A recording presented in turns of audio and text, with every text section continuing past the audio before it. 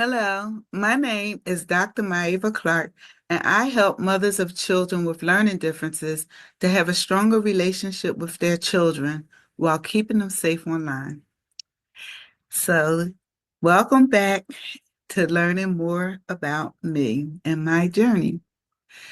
Last week, I left off with telling you how I went to the intermediate unit with my husband and we had my son tested. And we got him started with early intervention. So, early intervention, when they came to our house after they determined that Chris was in need of speech therapy, occupational therapy, and physical therapy, again, the speech therapy was given by a speech and language pathologist or speech therapist. The occupational therapy was given by occupational therapists, which worked with the fine motor skills. That was the skills to help him to be able to write or put blocks in the in the pegs, in the holes, and things like that. And the straw in the juice box, that's occupational therapy. And physical therapy is the therapy that helps them with controlling their running and playing and things like that. And that's by provided by a physical therapist. Anyway, when we had early intervention, it's like I believe from 3 to 5, they come to your home and they work with the children. It may be different from state to state. I have no idea. I didn't look into that. Um, well, anyway, they came to our home and they provided therapy for Chris. And I was able to watch, and they taught me what to do so I could work in between sessions with him to get him um, where he needed to be faster, right? So we did it diligently. I can't remember. I think it was just once a week. It's a blur to me right now. I think, but we had 3 different people come into our homes that we had to coordinate care for. So it worked out really well that as a respiratory therapist, I only worked 2 days during the week because I was able to be home and no one else had to be there with him while he was getting these services. I was able to see what they were doing and to work with my son myself. So if you're not fortunate enough to be there, to be home or whatever, it doesn't matter. Get them to therapy, get the services started, get it. Someone can work with them. Get the services provided for your child. Don't worry if it's not ideal, if it's not perfect, get something, get it started. Your child will be better off for it the sooner you get it done. So again, we worked with the therapist at our home, and then it was time for preschool. Unfortunately, the school has closed down. I am so sad to know that they closed down. It was such a blessing for us. It was it was through the United Cerebral Palsy Association, and the school was called Best Friends.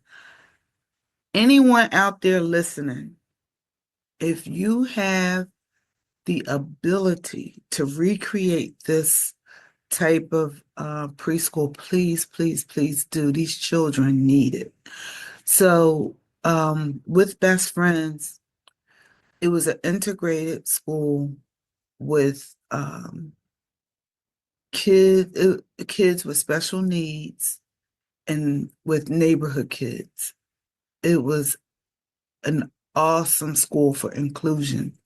And you had children with profound physical disabilities or challenges, as well as children like my son who was just developmentally delayed and needed some support, integrated with typically developing children who were your neighborhood kids that could do anything and everything.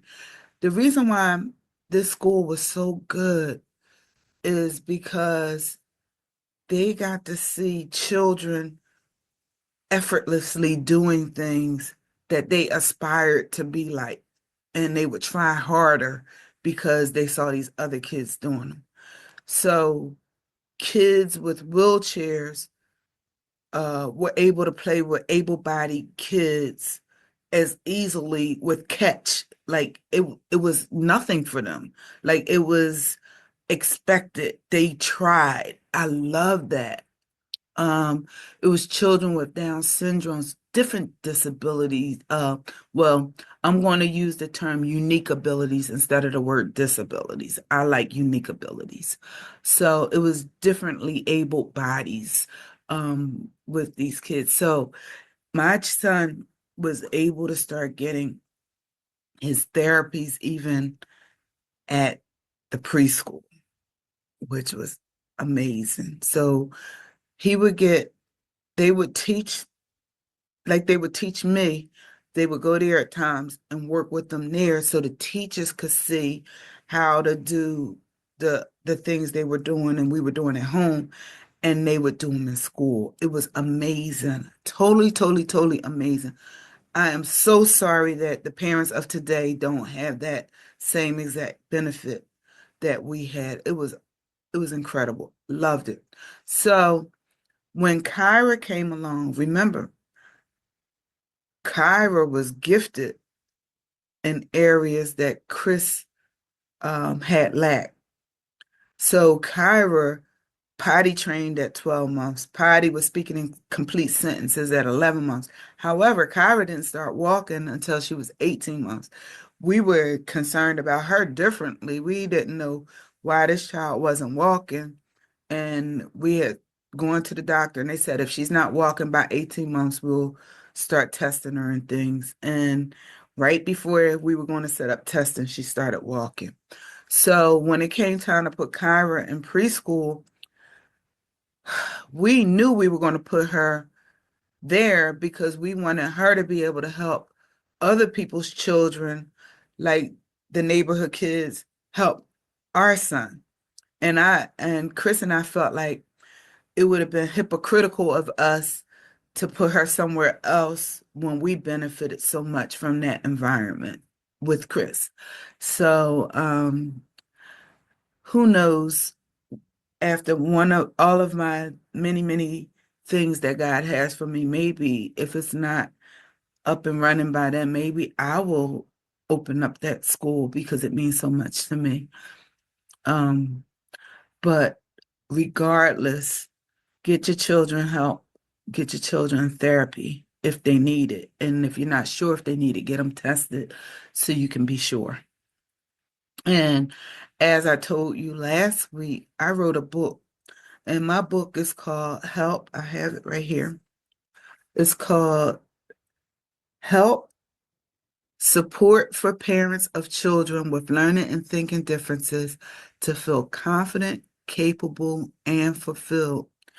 And in this book, I'm so proud of this book. I'm super, super proud of this book. Let me tell you the story about this book. How, first of all, anyone that knows me and have known me for an appreciable amount of time know that I'm really a private person.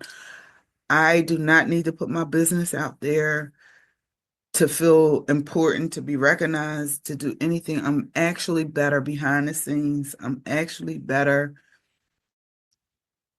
in the background. That's my comfort level. And in 2021, I have a sorority sister.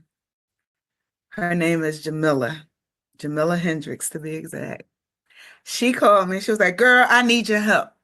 And I was like, "Okay." She said, "I need you to help me get my arms together." She said, um, "I was told not to reinvent the wheel and you've already done it. So I need you to tell me what to do." And and I said, "Okay." I don't know how. She said, "Girl, create a video for me.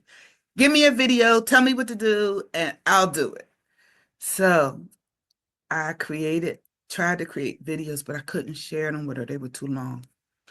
And I'm like, "Well, I'm sorry, I can't send them." She was like, "You better figure out a way. I need those videos." And if you know her, you know that I'm telling you just like she said it.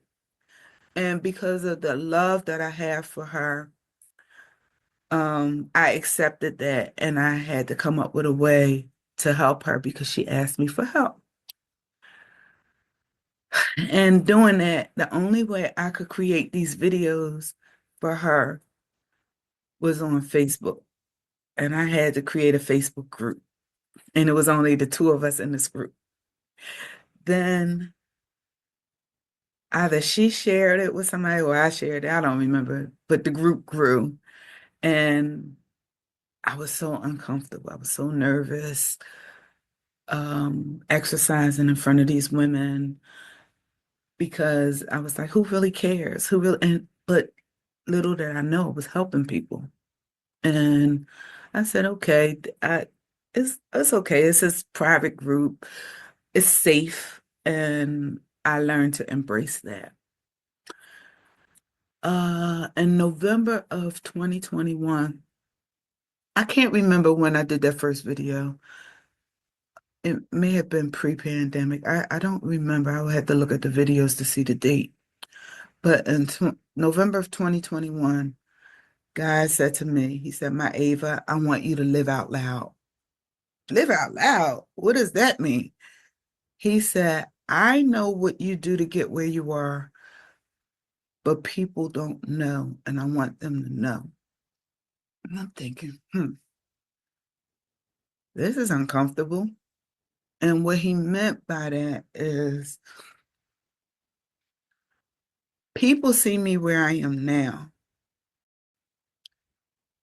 People don't know my journey. They don't know how challenging, how difficult my life has been.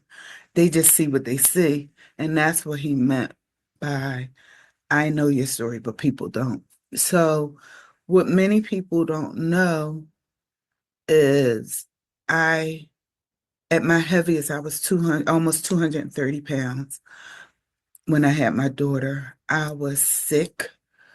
I was diagnosed with preeclampsia with my daughter. That is pregnancy-induced high blood pressure or hypertension. I I'm the only woman that I know personally that was on bed rest a month before the baby was born and a month after the baby was born. I was sick for 6 months and couldn't exercise for a full year. So when I gained like 50 plus pounds 50 pounds with my son, and I lost that weight within 6 months of having him. With my daughter, I gained 50 plus pounds. And it took me a total of 5 years to get that weight off. So what I heard God saying is people don't know that struggle, that journey of me losing the weight and doing what I needed to do to get there. Because at that time, I wasn't on Facebook. Facebook wasn't a thing. I had come back down by 2005. She was born in 99. I lost the weight by 2005. I wasn't on Facebook till 2009. So people didn't see my struggle. They didn't see that journey unless they were in my intimate, immediate circle. So I'm like, oh my God. Okay, God, you know I don't like this. This is not me at all. I am not comfortable being on Facebook. I am not comfortable doing these things. This is not me. But I've learned obedience is better than sacrifice. So here I am, right? So um, I'm in front of everybody. I'm in front of everybody because it's not about me. I've learned it's bigger than me. My pain has a purpose. And that purpose is to share with the world if I can make your journey this much easier, then it's worth me telling my story. I'm sacrificing my privacy, my vulnerability to help somebody else because I believe that we weren't created to do life alone. I didn't have a me when I was navigating this space, but I want to be there for someone else to make their journey easier than my journey was. To let them feel supported, to let them feel loved, to let them know it's okay. It's okay not to be okay. I've learned that. I'm not always okay, and that's okay. I just can't stay there. I can't stay in that space. But if I visit it every now and then, it's okay because I'm human. It's okay for you to visit. Don't live there. You don't want to live there. Life is too great. The potential for a great life exists. You have to go after it. You have to attack it. It's not enough to exist in life. You want to live, and you want to live a full, abundant life, right? You can do it. I'm here to help you. You can do it. God is amazing. And when I say God, I'm referring to my Lord and Savior, Jesus Christ. That's the God I serve. With Him, with my relationship, it's still challenging because I'm human. It's not perfect. My life isn't perfect. There's no such thing as perfection. I used to think I needed to be perfect. I used to strive for perfection. Not anymore. In 2019, God revealed something to me. He said, Myava, perfection is a lie. You don't need to be perfect. You need to progress. Perfection is a lie, and perfection is nothing more than pride. And pride comes from the enemy. Pride is a trick to get you stuck, to keep you stuck. Because if you think you need to be, perfection is a trick to keep you stuck. If you think you need to be perfect, sometimes you won't move, you won't take that step because it's a trick. It's a trick of the enemy to keep you stuck. But if you realize you can start where you are, right where you are, in that space that you're in, you just start. You don't need to be perfect. You just need to progress. You just need to keep getting better, right? So don't fall for the okie doke like I did and think you need to be perfect because you'll never be perfect because perfection is a lie. And the lie that comes from the enemy because it's full of pride. When you think you're perfect or you could be perfect, it's prideful. Don't fall for it. I did for way too long. Now I will tell you, I don't need to be perfect, but I do need to be excellent. Ask me, what is the difference between perfection and excellence? And I'll tell you. Perfection is something you'll never live up to because it's a lie. Excellence is doing the very best you can in every situation at any given time.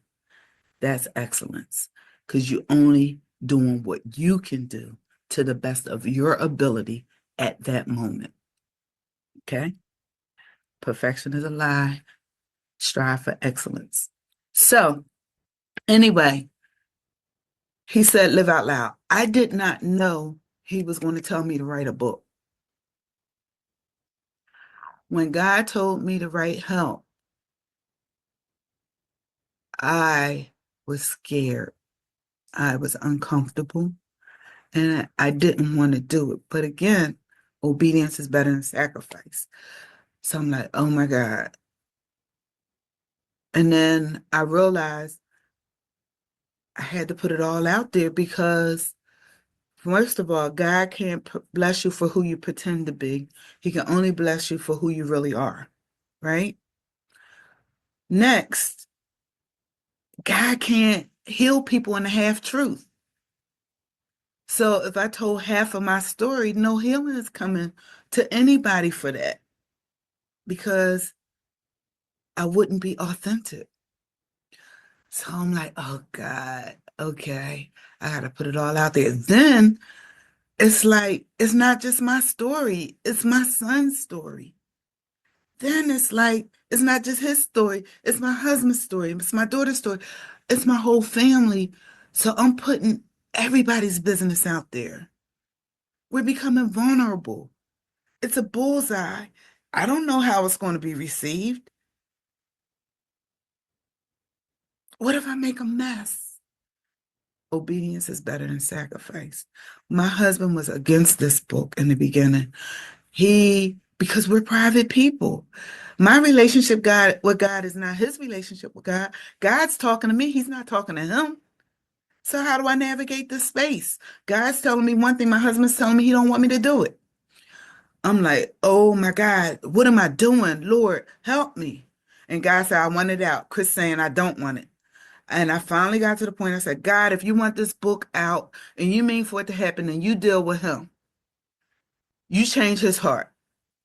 So Chris wound up reading the book. Oh, by the way, Chris Jr. loved the book.